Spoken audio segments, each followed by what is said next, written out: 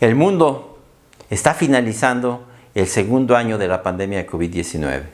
Ha sido muy duro para el personal de salud, para la gente. Hemos perdido mucha gente muy valiosa. Y hay una desesperación de cuándo vamos a salir ya de todo esto. Hacia finales de noviembre, ya del 2021, hemos recibido una noticia que puede ser pésima y que puede ser de las peores que hemos recibido en la pandemia. Hay una nueva variante muy poderosa, formidable. Y a mí me gustaría tratar de ponerlo en contexto, que ni tratemos de minimizar o de exagerar lo que pueda estar ocurriendo.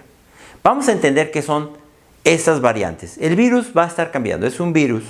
Ustedes recordarán que los coronavirus son virus que tienen unas especies de espigas, por eso se llaman coronavirus, y que tienen esa estructura, que son proteínas, que son como ladrillos acomodados unos sobre otros, y esta espiga o espícula es la que le sirve para infectar la célula que va a recibirlo, digamos, tiene un receptor así.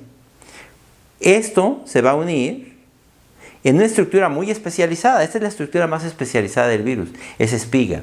Por eso no es sorprendente que aquí se encuentran las principales mutaciones que le van dando características, sobre todo en dos cosas. Cómo transmitirse mejor, más eficientemente, y cómo escapar a la inmunidad de gente que ya se infectó o gente que se vacunó. Y el virus por eso está cambiando en relación, digamos, con el virus original que salió de Wuhan en China. Eso también hay que recordarlo. El virus que estamos viendo ahora no es exactamente ya igual que el virus que salió de Wuhan en China hace alrededor de 2 años.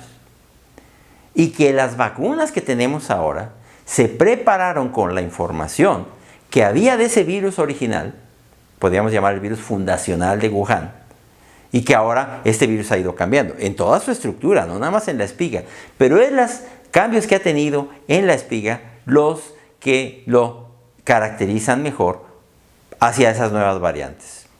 La Organización Mundial de la Salud sabe que hay cientos, miles de variantes, pero que hay que considerar algunas muy específicas que tengan características que les permitan transmitirse con más facilidad y escapar a la inmunidad que tengan las personas. Y por eso no se han designado tantas variantes de preocupación. Estas variantes de preocupación que ha descrito la Organización Mundial de la Salud, me gustaría ponerlas en una tabla y explicárselas, porque eso nos va a poner en contexto de qué significa esta nueva variante que ahora se está reportando en Sudáfrica, la variante Omicron. Las variantes de preocupación mostraban ya diferencias sobre ese virus original o fundacional de Wuhan. Hay que decir que hasta esta fecha tendríamos básicamente 4 variantes de preocupación. La primera fue la alfa, que se describió en el Reino Unido. La segunda fue la beta, que se describió en Sudáfrica. La tercera fue la gamma, que se describió en Brasil. La cuarta fue la delta, que hasta ahora era la peor de todas, era la variante más formidable, que nació y se describió en la India. Y finalmente tenemos ahora una nueva variante de preocupación. Que ustedes se fijan, la Organización Mundial de la Salud no ha designado como variante de preocupación a cualquiera. Es hasta que está segura de que realmente hay algo diferente que la designa variante de preocupación. En general, vamos a ver que las designa así como B o C, que significa Variant of Concern, variante de preocupación. ¿Y qué es lo que determina que una variante sea de preocupación? Las mutaciones. Recordemos que esta espiga, como buena parte, el virus está constituido de proteínas, que las proteínas son como agregados de aminoácidos, que son sus ladrillos de construcción. Cuando se está forjando una proteína, está un aminoácido construyéndose sobre el otro, y al final va a ser una estructura, que es, en este caso, por ejemplo, esta proteína, que es la proteína S o proteína de espiga. Cuando se le estudia en los laboratorios y en la secuenciación de aminoácidos, se le da un número a cada uno de esos aminoácidos, se dice este es el 1, este es el 2, este es el 3, este es el 4, este es el 5, de la proteína S o de alguna otra proteína. Y entonces así se han designado de estas variantes esas mutaciones. o de lesiones también cuando falta un aminoácido. Y generalmente se pone una letra al principio y una letra al final. Todas las variantes que conocemos tienen ya la mutación D614G. D es un aminoácido que tenía y G es el nuevo aminoácido después de la mutación. Entonces, todas tienen la mutación D614G, quiere decir que el aminoácido cuya clave es D cambió al aminoácido cuya clave es ahora G. Y se supone que esa mutación le ayudaba a transmitirse mejor que los virus fundacionales. Cuando se describe la primera variante alfa en el Reino Unido, se describe sobre todo por esta mutación N501Y. Quiere decir que en la posición 501 el aminoácido codificado como N cambiaba por el Y. Y aquí ponemos que lo tenía la variante alfa y ninguna de las otras. Cuando se escribe la variante beta, se describen otras mutaciones.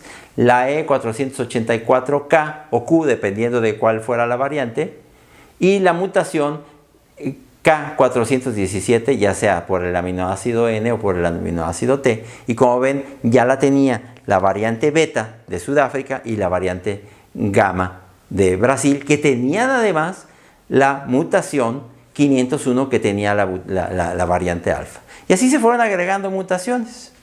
La variante delta no tenía esta mutación 501, como ven, pero tenía otras mutaciones que eran claves, como la 484 y la 452.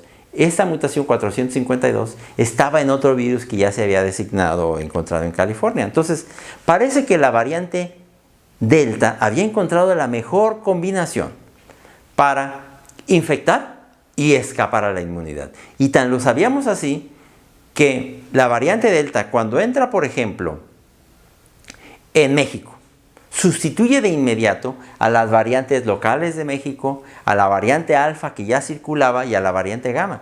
Y eso hizo la variante delta, la de la India, en todo el mundo. No solo en la India, en toda el Asia. Cuando entró a Europa, empezó paulatinamente a cambiar las demás, pero en Europa se detuvo. Y cuando entra a Sudamérica, prácticamente todos los países afectados terminan teniendo casi exclusivamente variante delta. ¿Qué pasó después en Europa? Que Europa, que no había estado suficientemente castigada por la variante delta, hacia octubre-noviembre empieza a ser castigada por la variante delta y hay un gran brote de variante delta. Y en todos los países se veía más o menos que en el transcurso de estos 2 años, primero venía un pico de las variantes locales, luego la alfa, beta, gamma y al final una variante delta. Estábamos aquí a la salida en México, ya hacia noviembre de 2021, como han salido ya algunos países como Colombia, Perú, varios países de Sudamérica, varios países del mundo que estábamos ya a la salida del virus delta. Y había una cierta tranquilidad, porque se sabía que la variante delta es capaz de sustituir a cualquiera de estas otras. No había habido hasta ahora ningún informe de una nueva variante que llegara a sustituir a la variante delta. De hecho, ustedes recordarán que a mediados de año en Colombia empezó a aparecer la variante Mu o Mu, que se decía que era peor. Sin embargo, cuando se enfrenta en el campo, digamos, a la variante delta inmediatamente desaparece en Colombia a la variante Mu, no le dejó ninguna oportunidad y pensábamos que era razonable que ya después de la variante delta, que venía a golpear por todo lo que faltaba y que le faltaba golpear todavía, por ejemplo, a Europa, ya no había nada. Bueno, en esas estábamos cuando en noviembre 24 nos informan que de Sudáfrica hay una nueva variante que tiene muchas mutaciones. ¿Cuáles son? Pues tiene la mutación 501, eso ya lo estuve verificando en un sitio de internet. Tiene también la mutación 484, aunque con otro aminoácido. Tiene la 417, no tiene la 452, pero sí tiene la 478, o sea, tiene muchas mutaciones. De hecho, describen que tiene como 30 mutaciones. Y además le falta un aminoácido también en la posición 69. Además de otras mutaciones que tiene fuera de la espiga. Pero, ¿es entonces la preocupación porque tiene tantas mutaciones? No, esa no es la principal preocupación. La principal preocupación es que nos informan que de Sudáfrica, aunque solamente hay unos cientos de casos, parece que ya existía el virus en otros países como Botsuana y probablemente en buena parte del área sur de África, y que apenas lo están describiendo con unos pocos casos, pero la peor información, la más preocupante, es que ese virus sí está ya, esa variante está sustituyendo a la variante Delta. ¿Qué querría significar eso para los otros países? Que el hecho de haber sufrido el embate de la variante Delta, como México, los países en Sudamérica, ahora Europa, la India, no se puede garantizar que no tendrán un nuevo embate de otra variante que sea, digamos, más poderosa o que pudiera sustituir a la variante Delta, y que ese efecto protector de la variante Delta lo perderíamos y que podríamos tener otros embates, otros picos epidémicos de una nueva variante. Yo creo que hay que tomar las cosas con calma, no sabemos bien todavía. Es muy posible que esa variante ya no sea contenible, sobre todo si ya ocurrió en varios países y no se dieron cuenta, y que finalmente la tendremos que tener. Pero no sabemos todavía si la inmunidad que tenemos los que ya nos enfermamos o los que ya nos vacunamos nos va a servir, qué tanto nos va a servir. A lo mejor nos va a servir no 100% para no tener una enfermedad, pero sí para no ponernos graves y no morir. No sabemos si esa variedad va a producir una enfermedad grave o no, o quizás más leve. Entonces, creo que este es el momento de tomar las cosas con calma, de decir, tenemos que seguir trabajando, tenemos que seguir dando el mensaje de que esto no se ha terminado, que no caigamos en pánico, pero que sigamos propugnando y dando el ejemplo para el uso del cubrebocas, evitar los tumultos de personas todavía, ventilar las áreas cerradas, vacunarnos en cuanto nos toque. Y todavía el que pueda hacer trabajo desde casa, que lo siga haciendo. Vamos a tratar de entender que vamos hacia una situación en la que vamos a coexistir con un virus que va a estar cambiando y que vamos a tenernos que adaptar. Ya las compañías, con eso termino, están preparándose por si acaso se llegan a necesitar nuevas vacunas. Las farmacéuticas ya están trabajando a marchas forzadas para tratar de implementar una nueva vacuna en caso de que la vacuna que tenemos no nos sirviera contra esta variante. Mi intuición es de que la inmunidad que tenemos y lo que hemos padecido de algo nos va a servir y nos va a proteger, aunque sea parcialmente, pero todavía tenemos que esperar la información de las semanas subsecuentes, que será muy importante. Mientras, mantengamos las precauciones y la tranquilidad. Muchas gracias.